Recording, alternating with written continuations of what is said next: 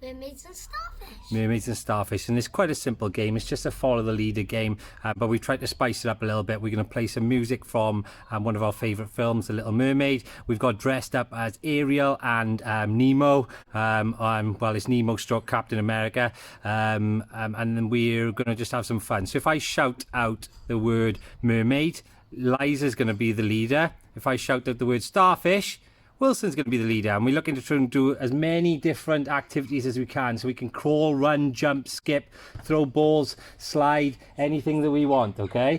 All right, so are we ready to go? So when you hear the music, okay? Mermaid! So follow the mermaid, Wills.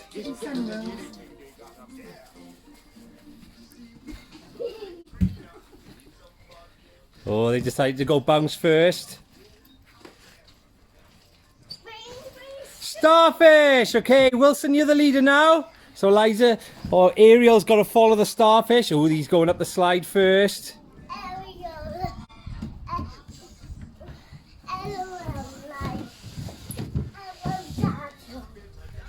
Mermaid! Oh, follow the mermaid, Wells. Oh, she's gone for the ball. Now throw the ball, Wells. Throw the ball. Starfish! Follow the starfish.